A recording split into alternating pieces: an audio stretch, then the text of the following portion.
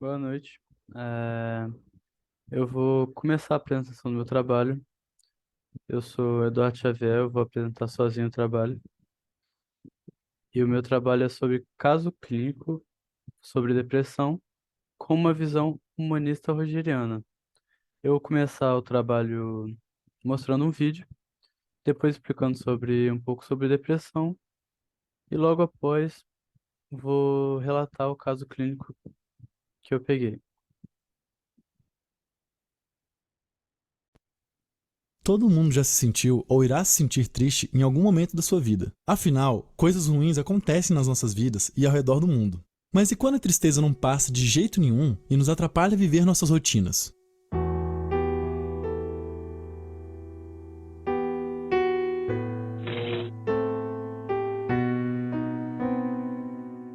A depressão é considerada um dos transtornos mentais mais comuns e incapacitantes no mundo. Mais de 350 milhões de pessoas convivem com a depressão em suas vidas. Chamamos de transtorno depressivo maior a condição na qual uma pessoa sente um constante humor negativo, uma visão muito negativa de si e uma perda de interesse por coisas que antes geravam prazer. A pessoa se sente assim na maior parte do tempo e durante muitas semanas, meses e até por mais tempo. E essa é uma das principais diferenças entre ter depressão e sentir tristeza, que é algo mais passageiro. Pessoas com depressão pensam diferente de pessoas sem depressão. É comum que elas apresentem pensamentos negativos e de desesperança que refletem como elas veem o mundo à sua volta. Esses pensamentos surgem a partir de crenças negativas comuns entre pessoas com depressão sobre si mesmo, as situações e o futuro.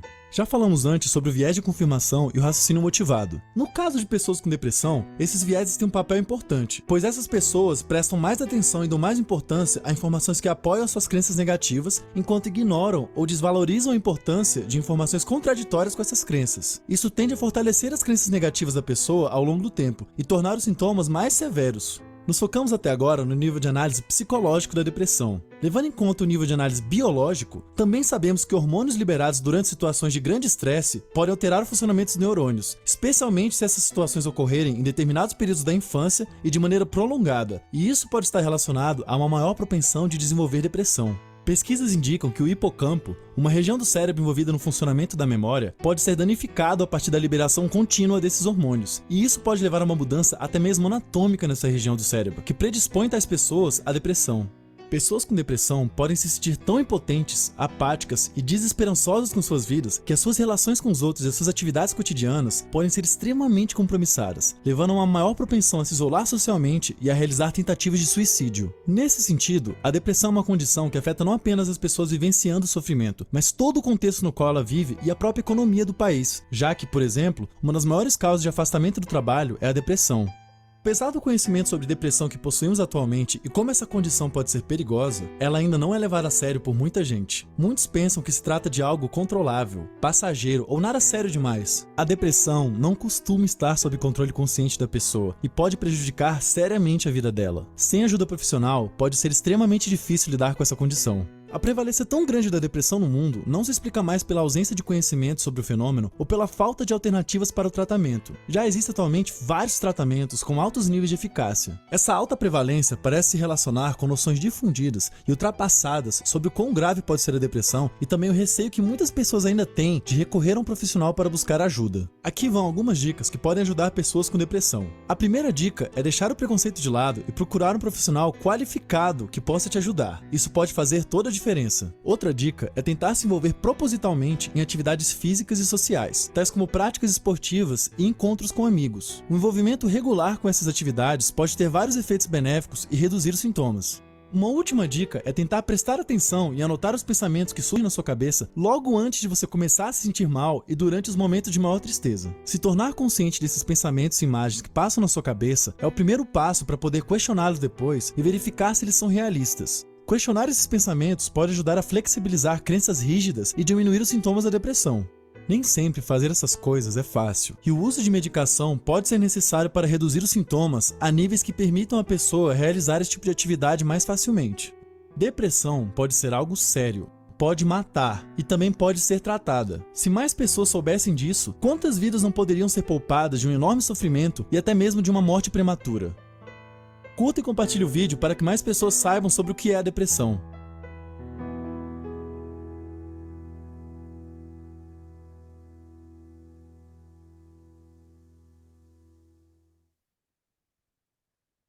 Hum, Agora que a gente já viu um pouco sobre a depressão, eu vou mostrar um pouco as possíveis causas que podem causar a depressão, as possíveis causas da depressão, no caso, e os sintomas que são da depressão. É, a depressão pode acometer a vida de uma pessoa por vários motivos e causas. Dentre eles, pode ser causada por acontecimentos marcantes na vida, doenças graves e crônicas, bullying ou chantagem emocional, alterações hormonais ou uso de remédio. É possível compreender os sintomas na tabela elaborada abaixo. Nessa tabela eu vou falar um pouco sobre os sintomas. Sintomas podem ser alteração de peso, distúrbio de sono, problemas psicomotores, fadiga ou perda de energia, culpa excessiva, dificuldade de concentração, ideias suicidas, baixa autoestima ou alteração da libido. É, Agora eu vou falar um pouco sobre a abordagem centrada da pessoa, a ACP.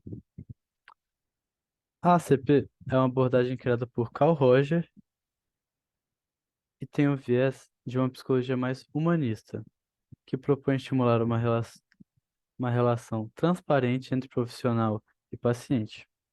Deste modo, a própria pessoa seria capaz de encontrar soluções para os seus incômodos emocionais.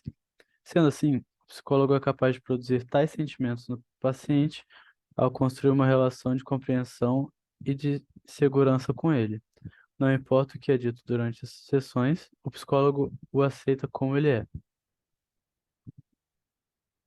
Ah, E falando um pouquinho mais sobre a CP, eu vou falar um pouco sobre os três pilares dessa abordagem proposto pelo Carl Rogers.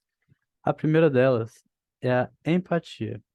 A empatia, o profissional deve tentar compreender as questões problemáticas trazidas pelo paciente a partir das percepções dele. Não se trata de colocar no lugar do outro com exatidão, mas tentar sempre entender o lado do paciente e sem julgamentos. A segunda é congruência, ou seja, a pessoa que está em congruência com o seu ser é genuína e não tem razões para disfarçar sentimentos perante situações ou outros indivíduos. Ela pratica a autoaceitação e o amor próprio diariamente, mesmo quando se depara com seus defeitos e falhas. Caso contrário, não conseguiria estar em contato com a sua verdadeira essência. O terceiro ponto é a aceitação incondicional positiva. O psicólogo deve aceitar os pacientes como eles são e recebê-los como com afetividade independente de suas queixas emocionais. Ou seja, o psicólogo não vai estar na terapia com a intenção de julgar o paciente e sim tentar deixar esse paciente o mais confortável possível para ele poder relatar o que ele sente no momento, porque a partir do momento que o paciente não se sente confortável, ele não consegue relatar 100% do que ele está sentindo com toda a confiança necessária. Às vezes pode omitir informações ou pode ocorrer do paciente mentir em algumas informações, o que prejudica diretamente na terapia e no seu resultado, que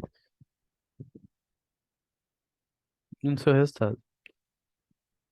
E agora eu vou falar um pouco sobre o caso clínico que eu achei na internet sobre uma pessoa que tinha depressão. Eu vou falar agora primeiro sobre o histórico pessoal dessa pessoa. É, No slide tá escrito Joca, só que esse é só um nome ilustrativo. Porque eu também não sei se no artigo que eu peguei tinha um.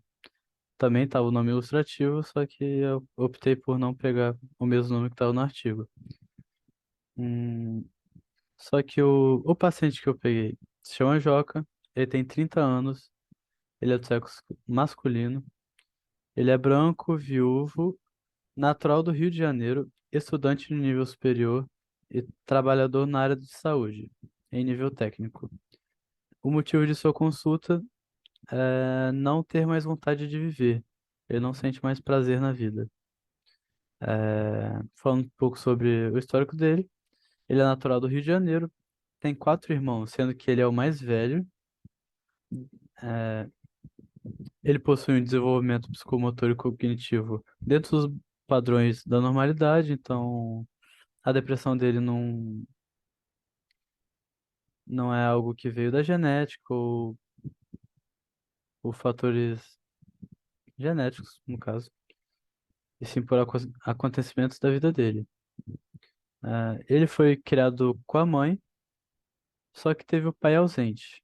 Ele se sentia sozinho sem a, e sem a atenção da mãe ou dos irmãos, ou seja, ele nunca teve a atenção da mãe e os irmãos aparentemente negligenciavam ele.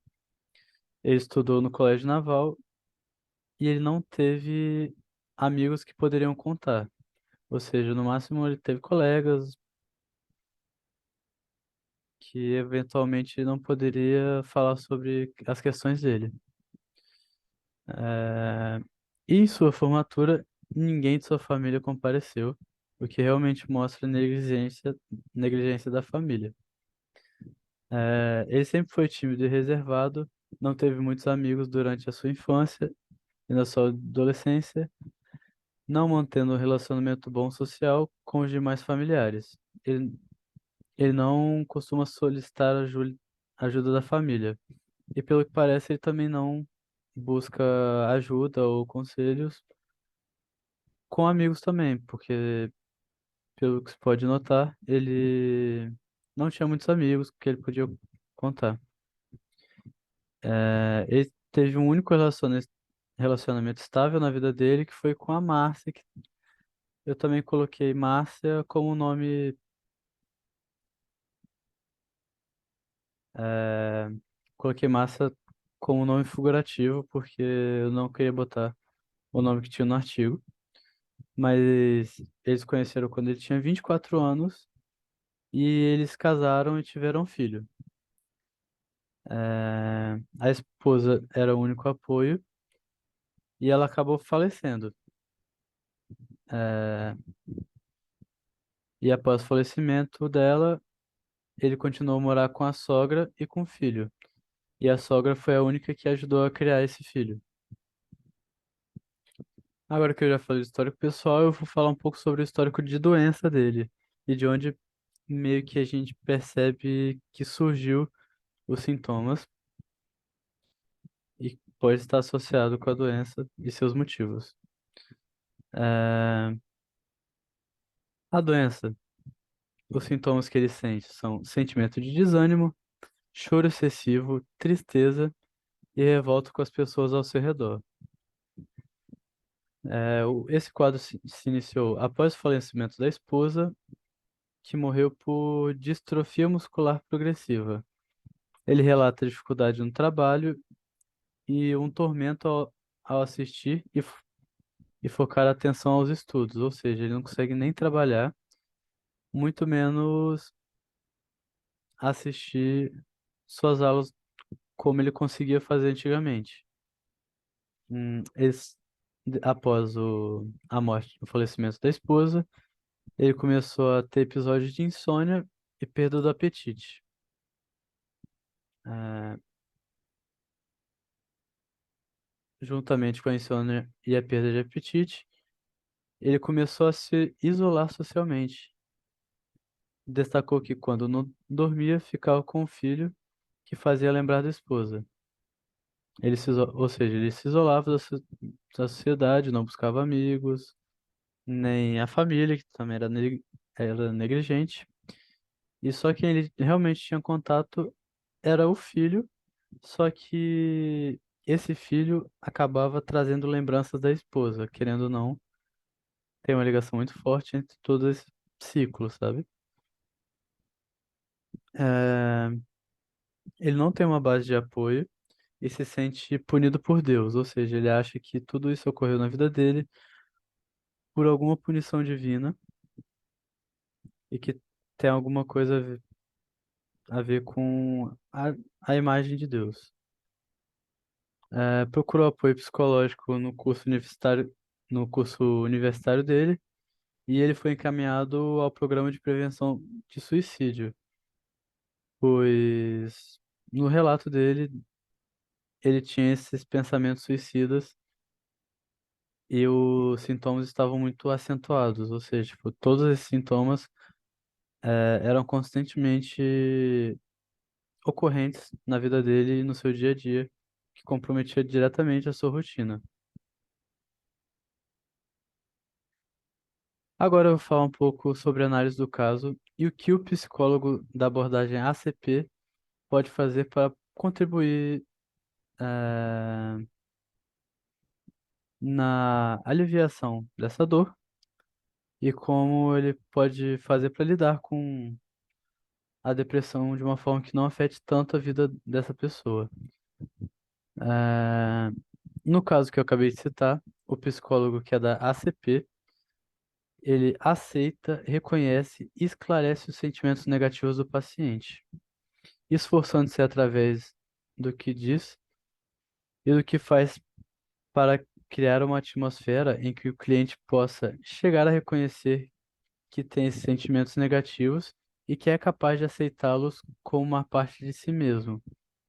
É, o psicólogo vai ouvir o paciente, inicialmente ele vai acolher e tentar trazer um ambiente em que o paciente se sinta o mais confortável possível para relatar o que ele sente.